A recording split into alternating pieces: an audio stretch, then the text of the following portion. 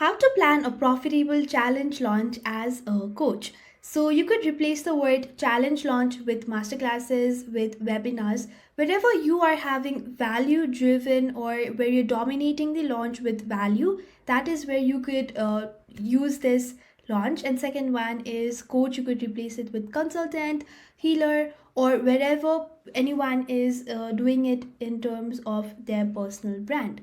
So, launches. We know that launches are super profitable and one of the most profitable cycles in your business. But because of this big mountain of uncertainty or mountain of doubts if I can do it, or this confusion of how exactly do I do it, what is the best way, lots of people do not do the launch that they're supposed to be doing.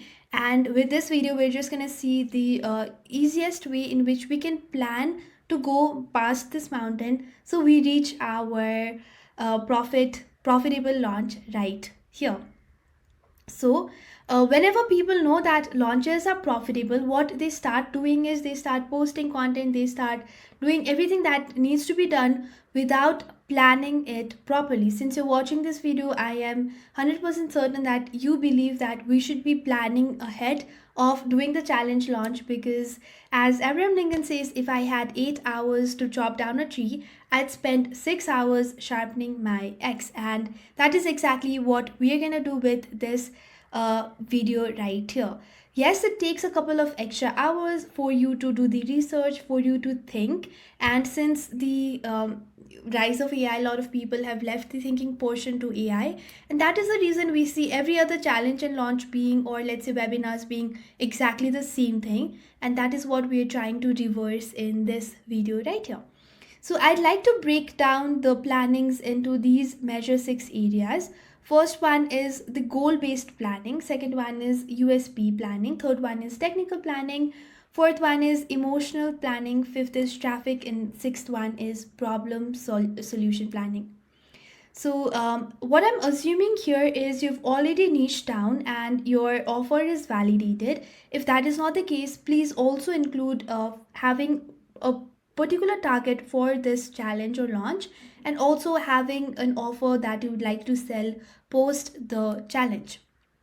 So the first one is number based goal planning. As soon as I talk to people about the launches or challenges, what they say is they want to make money from the launch or the masterclass.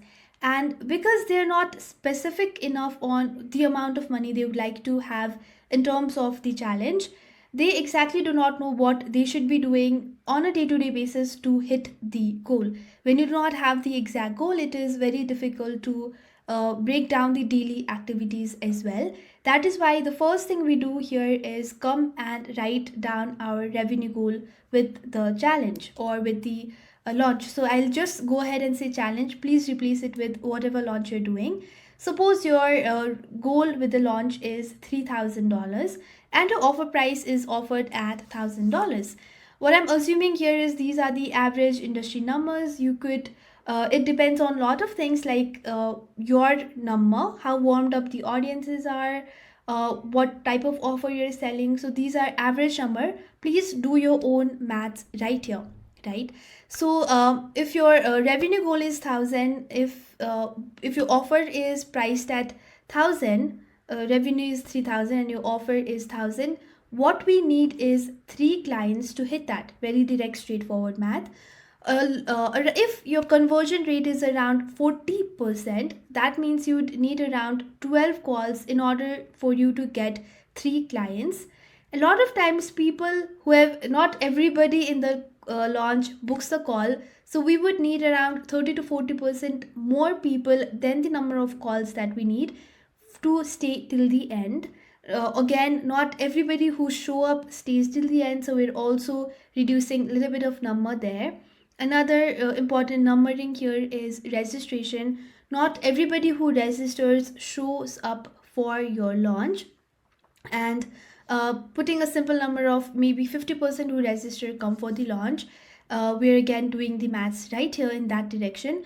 For you to get, let's say, 120 registration, we might need is 720 impressions through messages, through content, through ads, whatever you're planning on. We need 720 total impression, right? Again, I'm considering 16% people who see your ads related or content related to the challenge are actually registering, right? Again, for you to get a total of 720, what you would need on a daily basis is 48 impressions, which I'm dividing the promotion days as 15 days, right? So once you know that you need to get 48 daily impression, now you can create exactly what you would be doing in your 15 days. Maybe you'd be putting x amount of content, you'd be messaging x amount of people, you'd know what would get you 48 impressions daily, and that is how you'd be able to know what exactly you should be doing on a day-to-day basis to eventually reach your revenue goal right here. That is the first kind of planning you should be doing. Second one is USP, unique selling proposition. So few years back this was just for your paid program, but now since everybody is having free programs, free events, everyone also knows that you sell in these free events. People are being pulled by free events here and there, and this is why we need USP, not just for our full offer, not just for our main offer, but also for the free events that we are doing. So what you could do here is list down 10 similar challenges that your clients might have attended, or that is being run throughout, and what you could analyze is what elements could you exactly add or remove to make it better. So for this, what you could do is ads. I'm not sure if you guys know, we could use is ad library. You can just go here, put out all, and here you could write webinar or challenge launch, right? And then you can go ahead and just look into what everybody is doing in terms what type of ads people are running, and that is where you could decide on what are the elements you could add to make it unique, what are the elements you might want to remove from something to increase the chances of people registering for your launch. Also, if you feel like there's nothing that you could add or remove compared to others, what you could do is compare to the solutions that your ideal client has already tested or tried in the past. Like for example, if it's in the personal development industry, maybe you could say is you could read lots of books out there, lots of podcasts, TEDx talks, YouTube videos. They're out there exactly for free, but since you're not talking to the coach directly, since it's not a two-way communication, since nobody is holding you accountable in those videos, that is what my launch right here is going to do, is hold you accountable for the information that you are consuming and making sure you apply it, right? So that is a USP for your challenge right there, right? So you just have to think how to make it different from the things that they've already tried and it has not worked for them. So for example, when I ran my 77-minute challenge, the first USP was less time. That is, almost everyone in the industry was doing is 1 hour 30 minutes long challenges for 3 to 5 days, where everybody had to attend it live in order to get the value out of the challenge. What I did was a 5 minutes video explaining the templates. Another thing is, while everybody was giving information on how to create things, what I did was gave them direct templates so they could execute it. So these were the USP which made it different than every other challenge that was happening out there.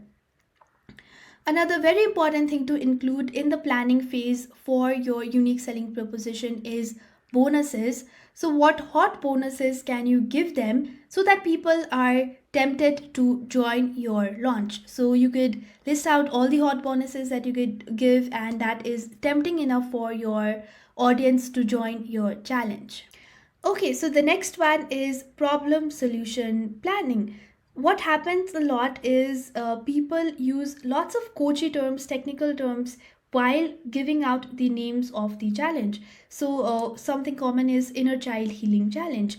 If you do not tell me the problems that I get and the solution I get through the challenge, through the masterclass, that is not enough for me to attend the challenge. So you should be able to have a proper planning on what transformation would people get post the challenge that you have prepared for them. For example, from not knowing how to create content to be able to create 7 days of content in a day, or from not knowing what to eat to losing fat, uh, not knowing what to eat to lose fat, to having day by day eating schedule, or not having time to do anything to having an optimal weekly schedule. So these are the things that people understand and it's in their language.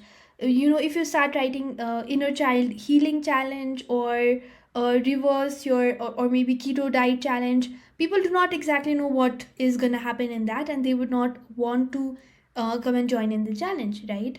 So what could happen here is you could have multiple problems, multiple solution. We just want to focus is on one problem that this challenge is gonna resolve, and the one solution that they would get out of the challenge right here.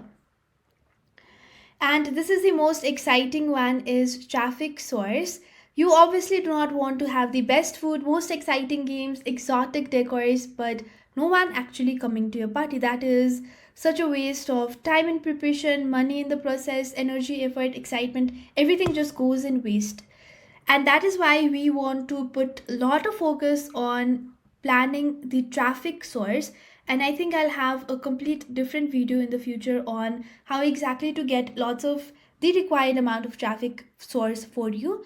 But for now, what you could do is open a Google Sheet, write down all the sources: Facebook friends, Facebook groups, emails if you have communities, followers, friends, family, dentist, neighbors, senior, junior, everybody would want to have in the list right there. Write the total number, and on the other side, write the expected number. And the most important thing is, how would you approach each one of them? So what I also see happening a lot is people put out 3 or 4 posts, or let's say even if you put out 15 posts for throughout the challenge, throughout the promotion period, you are just doing one type of traffic generation, that is organic content, through the process of organic content, right? But there are so many other sources of traffic you should be tapping into to make your challenge a success. So what you should be doing is just write all the sources, the total. So for example, currently I have 5,000 friends and followers on Facebook. I would just write that.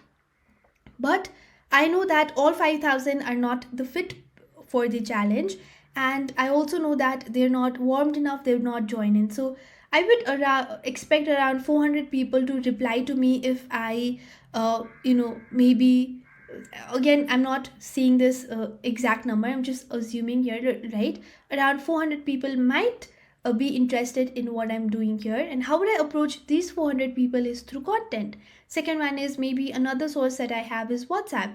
If I have total of 100 people in my WhatsApp group, I will expect slightly higher people to reply when I reach out to them, because I have maybe super warmed up audience right here, and I have a personal relationship with these people, right? And how would I approach these people? Maybe I just send a direct message to them, right? So in this similar way, I want you to list out all the traffic sources. And also please be I'll probably put a video very soon where you would be looking out in the traffic portion, because this is the most important one. Because if you do not have people to attend your challenges, it really does not make sense to even have the challenge or launch right there. The next one, very important, is because of this particular portion, people do not even start planning for the challenge, is the technical section. So first one is, I want you to plan where exactly do you want to conduct a challenge. Either it's a Facebook group, it's a WhatsApp group, or do you just want to have an only email challenge? So whatever you need to do, this is the first thing, you can just get it done. Second is event. Event creation is again another great source of traffic. So you create events on Facebook, LinkedIn, Instagram, everywhere possible. Third one is communication. So you could either automate your emails, or and in this section as well, I want you to plan the welcome sequence, the reminder sequence, and post challenge sequence as well, right? Another one is marketing platform, aka the landing page, You could plan on what are the elements you would have in a landing page, how would you design it, what email automation is it going to be linked with, and the most important is payment processing. So the end goal of launch is to get money, aka get lots of get money, right? So we do not want people to be ready to pay and you don't know what exactly is the best payment processing platform. So also please make this prepared in advance. What I'd like to say here is, while having a landing page is a really good option, if for many reason you don't know how to create a landing page, you do not have the resource to outsource landing page at this point, you could write the exact same thing that you can have in a landing page in Google Docs, in a Canva site, in Gamma site, like this, anywhere. You could just have the measure information that needs to be there in your landing page, so that people in anywhere, because the end goal of this is to flow the information in a structured format, right? So that is why also, if you do not want to do it, if you do not have the capacity to do it at the moment through landing page, prepare something that replaces that, with which kind of does what it was created for. Another thing I want you to pre-plan is the organic feed content, the organic story content, and if you're running paid ads, also the paid ad content strategy as well. Prepare the 15 days in advance. Another one is, if you're running ads, you can pre-prepare all the targeting, the audience, the retargeting, and throughout the promotion cycle, you want to make sure that you are optimizing it on a regular basis. Another very important planning to be done is, please take the paid version of the Zoom, because you don't want to hurry up throughout. It might reach 40 minutes and you are just trying to hurry up to finish it in within 40 minutes. Or if you are doing broadcasting it in multiple channels, prepare your StreamYard or your broadcasting tool in general as well. Another important planning you can do in terms of technical is, have your banners optimized, or have your links optimized in your bios, and pin the post where you've announced your details about your launch. So these are the major things that you need to plan in the technical section when it comes to launching your next challenge. Now is the last one, but the most ignored one, and I think the most important one as well, is emotional outcome. So, what type of emotional do you want to take your audience through? Because human operate on emotion, and it is very important to validate what they are feeling and evoke one or the other emotion throughout the challenge or the launch phase. Because we have heard this a lot, that people first make emotional decision and then validate it with logic, and that is why we'll also plan how do we execute, or how do we integrate the various emotions throughout our challenge. And why is it important to plan is, if you're trying to evoke the feeling of support, you can then twist your entire challenge to make the main element of that challenge to give the feeling of support. But if you're trying to maybe evoke the feeling of self confidence, maybe you want to do the opposite and make them make independent decisions throughout the challenge, right? So they feel like, okay, if I was confident in this, maybe I'll be able to go out and be more confident. So based on what emotions you would like to evoke, you could uh, run a challenge in that direction as well. So for you to get planning on this, you could write is, what emotions are you trying to validate, and what how do you want your audience to feel throughout and at the end of your launch. So this is my all-time favorite: fear, frustration, dreams, desires, and you should at any point have the list of this. But specifically in relation with the challenge, what are the two key fears and frustrations, and two key dreams and desires, and how are you planning to tap into those in throughout the challenge? So you could map out an emotional arc for your participants to go through in the challenge, and you would be able to have it covered from that side as well. So you can just sign up below to receive a launch planning template that I'd have here. And yeah, this is all. You can take help of that planning template. Even if you do not want to take the planning template, though, you could take out the main elements, plan it properly, and have the have your next launch in the most smooth way. And if you have any questions, as always, you can have it right below and I'll come back to you. Thank you.